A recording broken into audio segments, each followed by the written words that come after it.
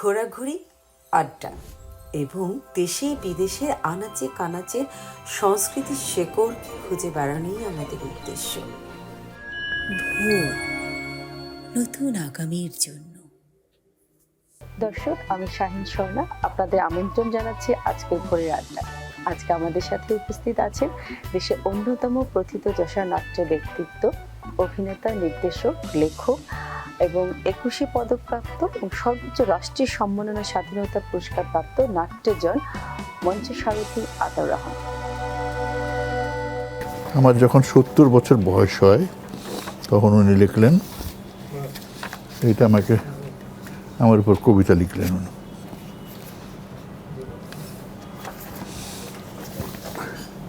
এখান থেকে সামান্য পড়ছি।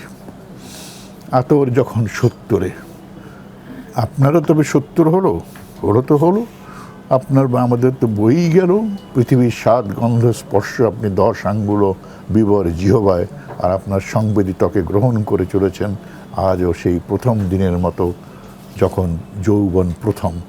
আরেক জায়গায় লিখছেন, আর আমার যে নাট্যকল্প প্রতিমা যখন তা নিঃসঙ্গই নগরে আপনি তাকে স্থাপন করেন আপনারই ধূপগন্ধি মণ্ডপে। কারণ ঈর্ষা নাটক কে করবে? এক একটা 60টি সংলাপ, এক একটা 18 মিনিট, লোকে বলে পাগল নাকি দুজনই। কাব্য সংলাপ, উনি যখন কাব্য লিখতেন। এই নাটকটি জয় করলো, সৌম্যমিত্র দেখলো, দেখে মঞ্চের উপর উঠে আসলো যে ভাই আপনার মাথার ভেতরে তো শেক্সপিয়ারের জোড় আর রবীন্দ্রনাথের রূপকল্প একসাথে কাজ করছে। আমাকেও প্রশংসা করলেন, খালেদ খান যুবরাজকে প্রশংসা করলেন। তারপর একটা জায়গা লিখেছে, আপনাকে আমার নাট্যে পেয়েছি বৃক্ষের পাতা যেমন মধ্যাহ্নে। এটা সাংঘাতিক সুন্দর প্রমাণ। পরস্পরের আলোয় আমরা অনেকটা পথ হেঁটে এসেছি আতাউর, এখন আরও অনেক পথ, আরও অনেক অপেক্ষমান একটা নাটক করেছি, যেটা কায়রো ফেস্টিভ্যালে গিয়েছিল। ঈর্ষা ঊর্ধ্বে, মানে ঈর্ষা নাটকের নাম। এই বাংলার মাটি বাংলার জলই আমাদের প্রতিনিয়ত যে নারীগণের গর্ভে, নারীগণও আমি করেছি। এগুলো কবিতার লাইন দিয়ে লিখেছে। সেখানে 70 কিছুই নয়, বয়সটা নিতান্তই ঘড়ির একটা দাগ। সময় বহমান সে কেবল, এইটা খুব সুন্দর লেগেছে। সময় বহমান সে কেবল আপনি মানুষটা মৃতের দেশে সত্যিকার অর্থে বেঁচে থাকেন বলেই, বেঁচে থাকেন নগরের পুতিগন্ধময় সড়কে, নিজেকে রেণু রেণু করে হাওয়ায় মাখিয়ে দিতে পারেন বলেই, বেঁচে থাকেন আপনি ভয়াবহ স্তব্ধতার পাহাড়ে, নিজেকে শব্দিত করে তুলতে পারেন বলেই। আতাউর, আপনার ভেতরে আমি প্রত্যক্ষ করেছি সেই ইন্দ্রজাল, সে আলোক সম্পদ, সে ধ্বনি সংস্থাপন, জন্মদিনের শুভেচ্ছা অভিনন্দন। এই কবিতা আতাউর যখন 70 মাঝে মাঝে পড়লাম। আর আমার প্রথম কাব্যকথা, তো এইটা আমার জীবন সম্পর্কে খালি একটা ছোট্ট কবিতা। আমি জীবন সম্পর্কে ভাবি যা জীবন, এটা সত্যিকার আমি ভাবি। স্যামুয়েল টেইলর কলরিজের প্রাচীন নাবিকের মতো বহুবার আটকা পড়েছি চিত্রিত সাগরের চিত্রিত জাহাজে। সাগর আবার প্রাণপি উত্তাল ঢেউ তুলে ছুটে চলেছে, জাহাজটি নড়ে চড়ে সজীব হয়ে ঢেউয়ের নাগর দোলা ছড়ে গন্তব্যের পথে ধাবিত হয়েছে। স্থান হয়ে পড়া, আবার নড়ে চড়ে সজীব হয়ে ছুটে যাওয়া, এরই নাম জীবন। তো এই জীবন সম্পর্কে একটা গভীর জীবনে স্যামুয়েল কলরিজ টেইলরের Rime of the Ancient Mariner আমাকে খুব আলোড়িত করেছিল। আমাকে অনেক ইংরেজি কবিতা আলোড়িত করেছে, এটা অন্যতম। মানে কলরিজের কবিতা, ওয়ার্ডসওয়ার্থ,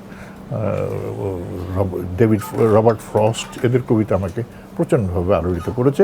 আমি সব কবিতা, দেশে উর্দু, হিন্দি, এগুলো অনুবাদে আমি পড়েছি কবিতা, বই যখন যা পেয়েছি আর কি। মানে একবারে মনে হচ্ছে ডিটেকটিভ বই। আমি যেমন শার্লক হোমস সব পড়েছি, শার্লক হোমসের সমস্ত ডিটেকটিভ, শার্লক হোমসের ছবি দেখেছি। তারপর আবার হানাবাড়ি নিয়ে যে বহু আগে ছবি করেছিল সেটাও দেখেছি, কলকাতায় ছবি হয়েছিল হানাবাড়ি, তো ধীরাজ ভট্টাচার্য অভিনয় করেছিল। কাজেই আমার বিচিত্র, আমার কৌতূহল জীবন সম্পর্কে বিচিত্র জানার যেই কারণে আমি লিখছি, এখনও লিখে যাচ্ছি, যে কারণে এখনও আমি নাটক করছি। যেমন এখানে 6টি নাটক আছে, এইখানে ঈর্ষা ছবি আছে, এখানে 6-8 নিয়ে ক্যালেন্ডার বের করেছিল কেউ একজন। হ্যাঁ, এটা ক্যালেন্ডার। এখানে রক্ত করবি আতাউর রহমান, এটা হচ্ছে অপি করিম, এইটা হচ্ছে ওয়েটিং ফর গোডোর প্রতীক্ষায়, এটা হচ্ছে শাহজাহান, এটা হচ্ছে আমার খুব অন্যতম প্রিয় নাটক গ্যালিলিও, আলী জাকের গ্যালিলিওর ভূমিকা, এটা বাংলার মাটি বাংলার জল। তো আলী জাকের এখানে বলেছিল নিজে যে আতাউর তুই আমাকে দিয়ে শাহজাহান করাবি, আমাদের শরীর টরীর শাহজাহানের মতো রুগ্ন না, শাহজাহান যখন আগ্রার দুর্গে বন্দি তখন খুব রুগ্ন, আমি বলি তোর অভিনয় প্রতিভা দিয়ে পারবি। এবং খুব মজা ছিল শাহজাহান নাটকে 56 জন কাস্ট, তো ঘর কে দেখবে, সমস্ত ড্রেস ট্রেস পরে টিকিট কাটতো, লোকজন মনে করতো এটা বোধহয় কায়দা, আমরা তো না পেরে অভিনেতাদেরকে মঞ্চে উঠাতাম। এবং যিনি মেকআপ উনি আমাদের সেট টানতো অশোক, তাকেও দিয়ে ও সেট বানাতো, তাকে দিয়ে আমরা অভিনয় নামিয়ে দিয়েছি, কেউ বাকি ছিল না। প্রায় 55 থেকে 56 জন লোক লাগতো, ছোটো ছোটো রোল।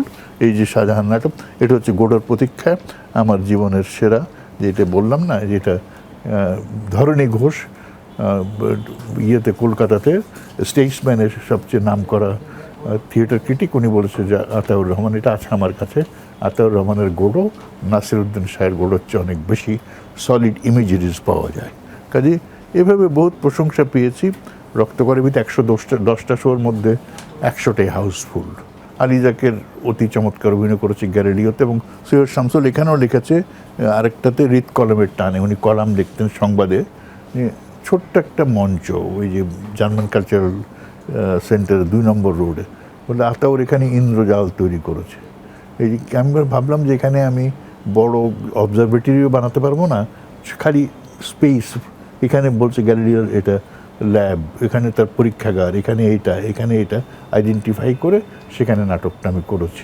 এত কাস্ট নিয়ে, এটা অ্যাকচুয়ালি আসলে একজন আমেরিকান নির্দেশক দিচ্ছিল নির্দেশনা, পরে উনি চলে গেলেন, তখন আলী জাকের বললেন তুই দিবি, দিই। যদিও ব্রেকটার নাটকের প্রতি আমি খুব আকৃষ্ট নই, যদিও আমরা ব্রেকটা অনেক নাটক করেছি।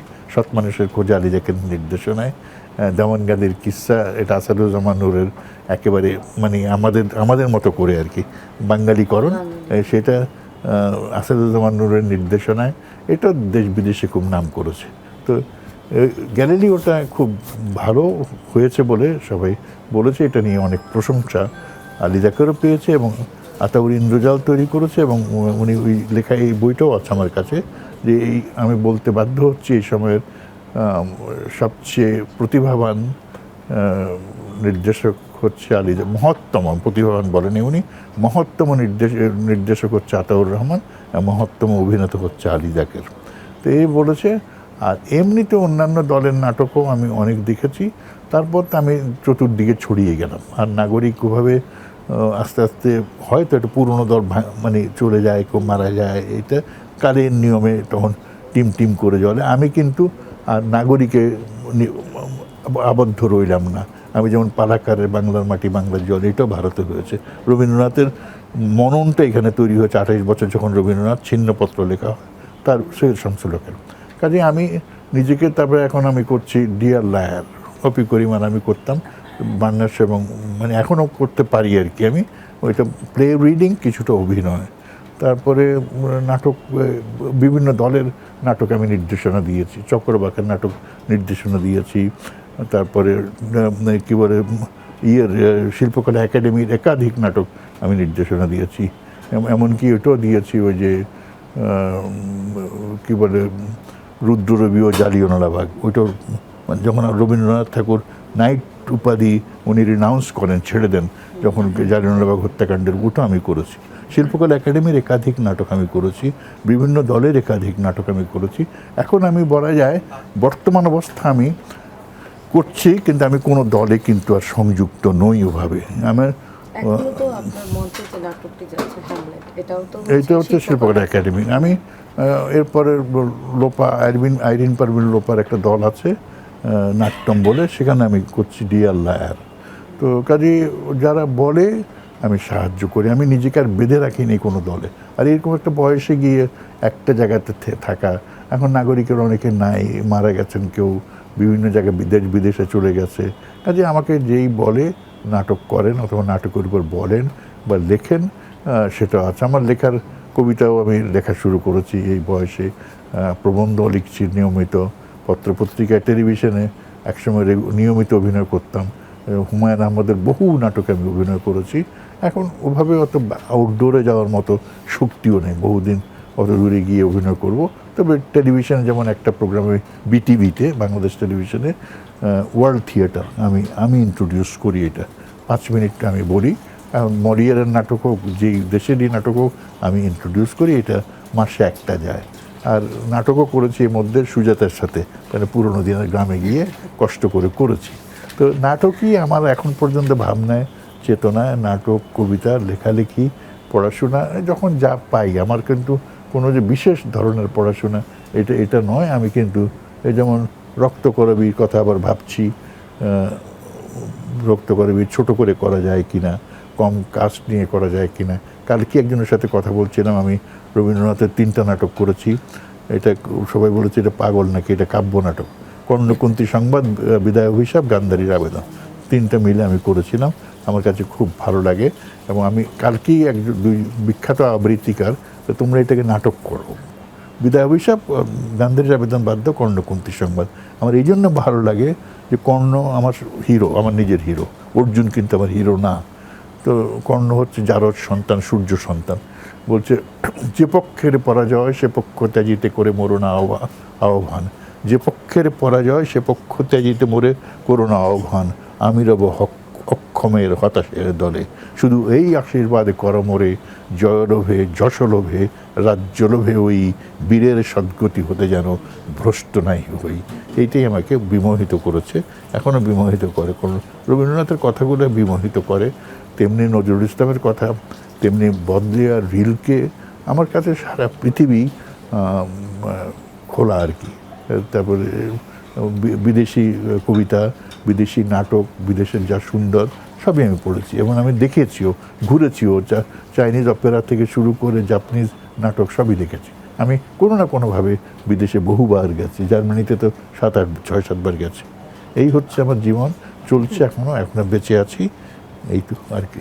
আমরা বাংলা মঞ্চ নাটক, বাংলা নাটক অনেক কিছুই শুনলাম স্যারের মুখ থেকে। শুনলাম নাগরিক নাট্য সম্প্রদায়ের কথা, নাট্যজন আলী জাকের এবং নাট্যজন খালেদ খান এখন নেই আমাদের সাথে, কিন্তু তাদের কর্মগুলো আছে, তাদের কথা উনি বললেন অনেক সুন্দরভাবে। আমি তাদেরকে অনেক কাছ থেকে দেখেছি, তাদের সাথে কাজ করেছি। এই চলে যাওয়াটা বাংলা বলবো যে সংস্কৃতির একটি শূন্যতা। তারপরেও নাট্যজন ওনারা আতাউর রহমান স্যার আছেন, তিনি আমাদের বাংলা নাটককে এগিয়ে নিয়ে যাবেন।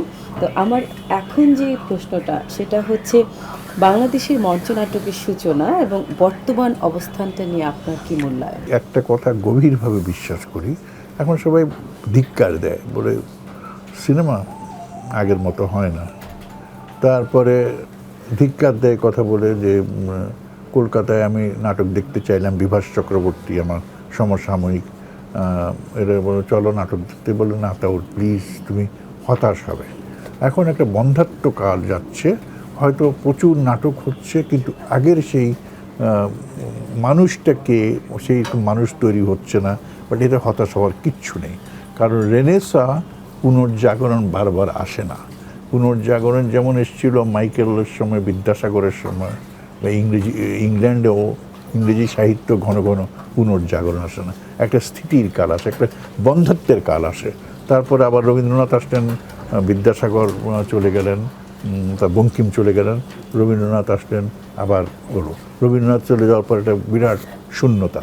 তারপরে বিভূতি বন্দ্যোপাধ্যায়, মানিক বন্দ্যোপাধ্যায় আসলেন। আবার আমরা নাটক করেছি, এখন কিচ্ছু না, ভাঙাচোরা হলে, যে আমাদের মনে জোর ছিল, পয়সা ছিল না, কিন্তু সেটা স্বাধীন বাংলাদেশকে আমরা গড়ে তুলব। এখন একটু নানা দিকে, নানা প্রলোভনে, হয়তো নানা পয়সার রোজগারের একটা ব্যাপার আছে, ছড়িয়ে গেছে। এর অর্থ এই নয় যে একদম নষ্ট হয়ে গেছে, এর অর্থ যে আবার 10 বছর পরে যে আবার স্থিতির কাল আসবে না, আবার রেনেসাঁস আসবে না, আবার পুনর্জাগরণ আসবে না, এটা কোনো দিনই আমি মানি না। কারণ আমি সবসময় বলি যে আমার সময় সেরা সময় ছিল না। বেশিরভাগ লোকে বলে, আরে দেখিস না তুই, আমাদের সময় এই হতো, বাঘ মারতাম, সিংহ মারতাম। আমি এটা কখনো বলি না। আমি সবসময় বলি আমার পুত্রের সময় হচ্ছে সেরা সময়। কাজেই আমি খুব আশাবাদী যে নতুন প্রজন্ম আজকে হয়তো পাচ্ছে না, আজ থেকে 5 থেকে 10 বছর পরে এমনভাবে রক্তকরবী করবে যেটা হয়তো আমি ভাবিও নি, কল্পনার বহির্ভূত। কাজেই আমি সবসময় এই বিশ্বাস করি নবজাগরণে, পুনরুত্থানে বিশ্বাস করি। হয়তো স্থিতির কাল যায়, মন্দার কাল যায়, এটা অর্থনৈতিক মন্দা যায়, স্থিতি যায়, আবার উঠে আবার নামে। আবার শিল্প সাহিত্যের ক্ষেত্রেও এর ব্যত্যয় কিন্তু কোনোদিন ঘটে না। আরেকজন শেক্সপিয়ার তো সহজে হচ্ছে না, আরেকজন টলস্টয় হচ্ছে না, আরেকজন কি বলে ইয়েও হচ্ছে না, কি বলে ইবসন হচ্ছে না। হচ্ছে না মানে যে হবে না এমনটি নয়, হচ্ছে। বিভিন্ন জায়গায় তাদের কাজ হচ্ছে, পৃথিবীর বিভিন্ন কোণায়, আমরা জানি না। এখনও স্পেনে এক মহিলা না পুরুষ এখন এই ইন্টারনেটের যুগও জানে না উনি কে। ওনার বই লিখলে মিলিয়ন মিলিয়ন কপি বিক্রি হয়, উনি লুকিয়ে রেখেছেন নিজেকে, ওনার কাছে অর্থ হয় না। স্যামুয়েল বেকেট 1968-তে যখন নোবেল পুরস্কার পেলেন বলছে there is a good news for your husband, প্যারিসে খবর দিতে আসতো, বলছে my God it's a catastrophe for my husband. কেন বলে উনি তো কারোর সামনে যায় না, এখন নোবেল অ্যাকসেপ্টেন্স একটা বক্তৃতা দিতে হবে। তো এরকম মানুষও আছে যারা শিল্পকে ভালোবেসে। এবং আমি সবসময় বলি আমার 10 বার জন্মগ্রহণ করলে ভিনসেন্ট ভ্যান গগের মতো একটা আঁচড় দিতে পারবো না, রবীন্দ্রনাথ বা শেক্সপিয়ারের মতো একটা লাইন লিখতে পারবো না। ভিনসেন্ট ভ্যান গগ তো না খেয়ে মারা গেছে, অথচ একটা আঁচড় পেলে এখন $1,000,000 বিক্রি হয় ওনার। কাজেই দুঃখ থেকে সৃজনের সৃষ্টি, সুখী মানুষ কিন্তু সৃষ্টি করতে পারে না, কারণ সেকেন্ড ওয়ার্ল্ড ওয়ারে ট্রেঞ্চে বসেও সৃষ্টি করেছে। দুঃখ বেদনা থেকেই কিন্তু সৃজনের সৃষ্টি। বাল্মীকির প্রথম কবিতেই হয়েছে দুঃখ থেকে, মা নিষাদ প্রতিষ্ঠান তমগম শাশ্বতী সমা যৎকৃঞ্চ মিথুনা দেখবদে কামমোহিতম এতেক বলিয়া মুনি সাপ দিল তারে, সেই সাপে এক শ্লোক নিঃস্বরের মুখে শোক হইতে শ্লোকের হইল উপাদান, মা নিষাদ বলিয়া তাহার উপাখ্যান। দুজনে পঞ্চমিথুন প্রেম করছিল কবুতর যেমন, এবার তীর দিয়ে মেরে ফেললো। তখন বাল্মীকি তখন মুনি হয়েছে, উনি তো যত্নাকর দুষ্ট ছিল, হঠাৎ করে ওনার অজান্তে কবি বেরিয়ে গেল মা নিষাদ প্রতিষ্ঠান তমগম শাশ্বতী সমা যৎক্রঞ্চ মিথুনা দেখবদি কাম মোহিতম। হ্যাঁ, এই হচ্ছে দুঃখ থেকেই সৃজনের সৃষ্টি, এটি আমার ধারণা। এবং আমাদের ভবিষ্যৎ, আমি মনে করি বাংলাদেশের ভবিষ্যৎ খুব উজ্জ্বল। পৃথিবী অনেক সুন্দর সুন্দর, হয়তো 10-15 বছরে একটা বিরতি পড়বে, কিন্তু আবার ফিরে আসবে, নবযুগ ফিরে আসবে, ওই নবদোতনায় এবং অনেক দাপটের মধ্যে ফিরে আসবে বলে আমি বিশ্বাস করি। অস্ট্রেলিয়াতে ভোর পত্রিকার থেকে আপনাকে আমরা আমন্ত্রণ জানাচ্ছি আমাদের সাথে রবীন্দ্রনাথের রক্তকরবী নাটকটি মঞ্চায়ন করার জন্য। কর্মক্ষম যদি থাকি, আমার মাথায় এটা ভাবনা তৈরি হয়ে গেছে যে কীভাবে ছোট করা যাবে। হয়তো সব চরিত্র না রেখেও রক্তকরবী নাটকের মূল ভাব রাখা যায়।